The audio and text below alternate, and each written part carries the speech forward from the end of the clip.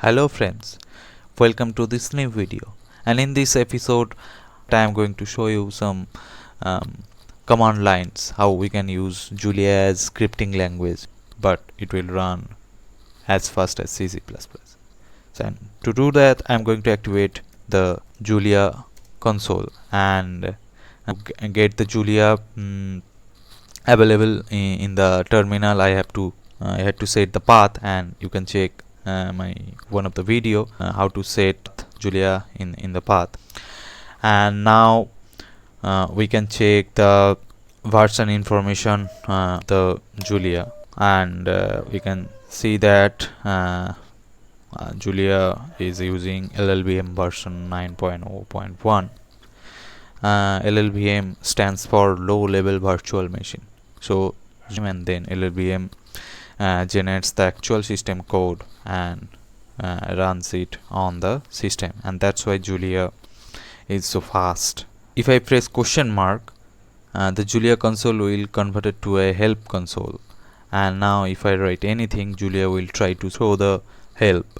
Like in our case, I am going to check what is cos actually.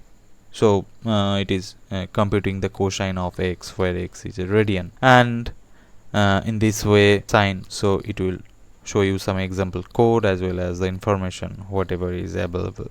We can also do some quick operation like adding numbers, performing equations, and what I can say x plus c. Fine. And every time we are hitting enter, it is also showing the value of the variable, the last variable. Okay, and we can also suppress this output by using semicolon. Okay, so this is the second symbol. So first symbol was question mark to see the help, and the second symbol is semicolon, and this is a very interesting and important symbol. So if there is an expression and we are using semicolon, then the calculation will happen but no output will be shown. Okay, and after all we can see the value in the console, but if we use a semicolon then output will be suppressed. But same thing if we do this without using any expression, then the Julia console used to activate your local system console cell, and you can issue the cell command. So here you don't have to issue the Julia command, you have to issue the cell command. Like you want to check whether some file is created, whether a file is available or not, like that. Like you have written some code in the script, and it is running, and you want to check whether the files are available or not. So I can do this. So it will show you all the files. Okay, now as you can see, I already polluted this screen, and I want to clear the screen. So how we can do that? We can just use Control L, and it will clear the whole screen. Now if we want to check the last answer, we just have to write answer, and as the last command was a cell command and which was also empty, so that's why it is not showing any answer. So if I write this and then write answer, then the value of answer will be 90, and we can also perform operation of answer, and now the answer value is 180. This is another thing that often handy. Now I am going to talk about package managers and how you can do that.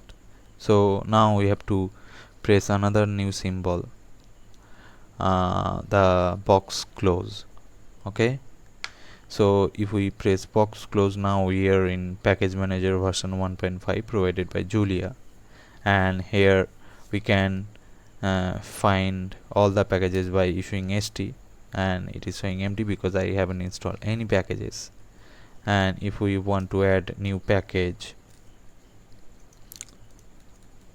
so this will install the pyplot package.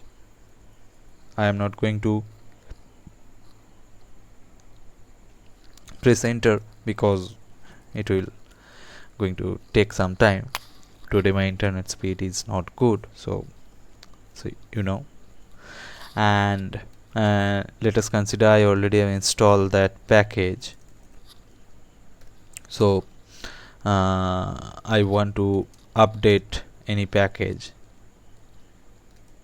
so I just have to do that. Yes, this is case sensitive, so I cannot do that. So this way you can update the package, and at certain point of time, if you feel that this package is no longer required, so you can just remove the package. But be careful, because all those commands is not limited to a specific project. It will affect the entire Julia, in fact entire system. So whenever you are removing some package or updating some package, please be careful. Now we also we have to use the package, otherwise there is no point of installation. So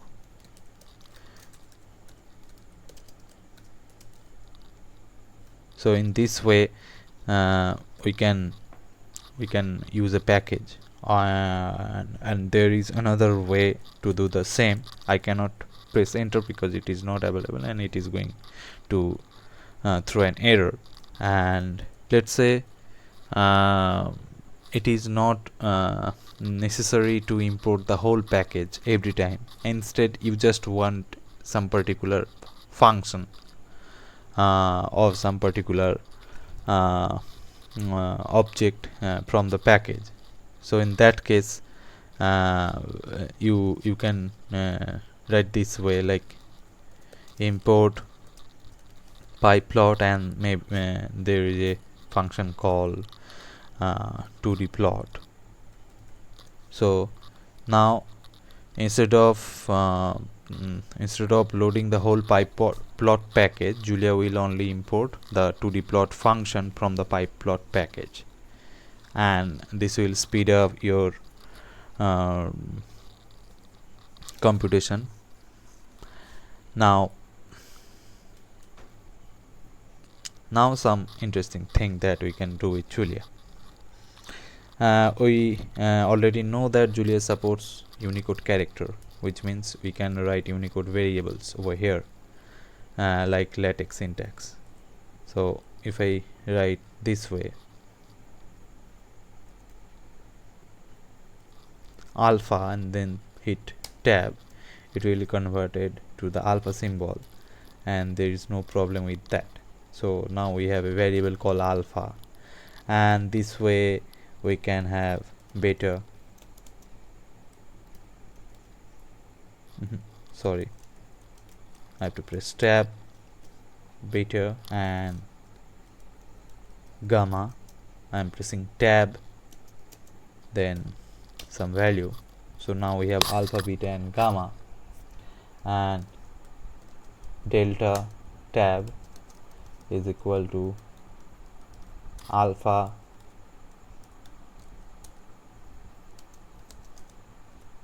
beta gamma. Okay, we have delta, and now we want to see the answer of delta, and that's all. Easy.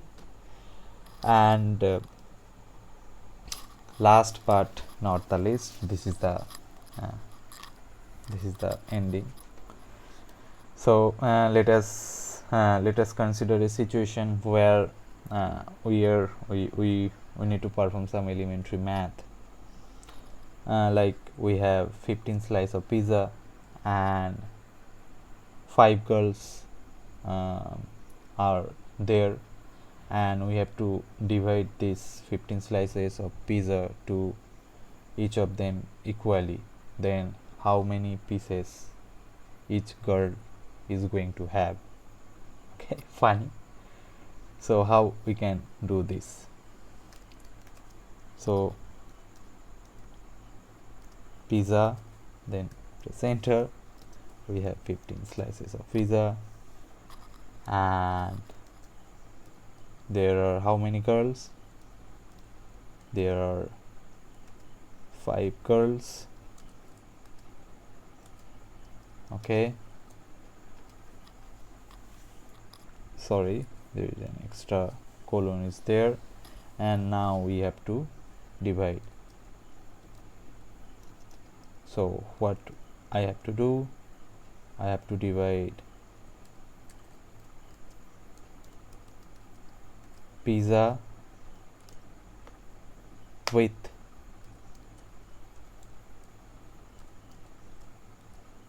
girl, 5 girls, and then we can see we can distribute 3 slices of pizza to each and every girl in the group, and they all will be happy.